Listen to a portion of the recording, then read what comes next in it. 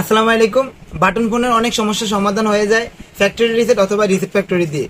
তো আমি আজকে দেখাবো মাত্র এই 1 মিনিটের ভিডিও কিভাবে স্যামসাং ফোন, নোকিয়া ফোন বা যে কোনো চায়না ফোন ফ্যাক্টরি রিসেট বা রিসেট ফ্যাক্টরি দিতে পারবেন সিক্রেট একটি কোড দিয়ে।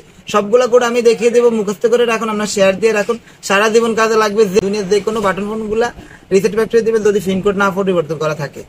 তো প্রথমে আমাদের দেশে চায়না ফোনগুলো বেশি আইটেল, টেকনো, স্যামসং, জেডিএল এরকম বকচকর অনেক নামে থাকতে পারে।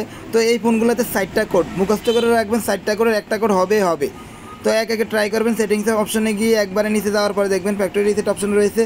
তো এখানে প্রথম 4টা 1 দিয়ে ট্রাই করবেন, 11 22 দিয়ে ট্রাই করবেন, না হলে 1 2 3 4 দিয়ে ট্রাই করবেন, না হলে 4টা 0 দিয়ে ট্রাই করবেন। একভাবে না, একভাবে হবে।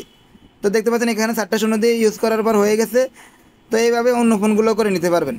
তো স্যামসাং ফোনের জন্য একটা কোড ডায়াল করতে হবে, যেমন *2767 *3855#।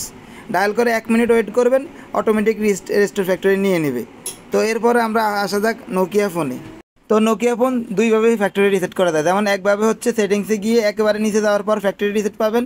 এখানে 5 ডিজিটের একটা কোড, যেমন 1 2 3 4 5, এটা দিয়ে ওকে দেওয়ার সাথে সাথে ফ্যাক্টরি রিসেট হয়ে যাবে।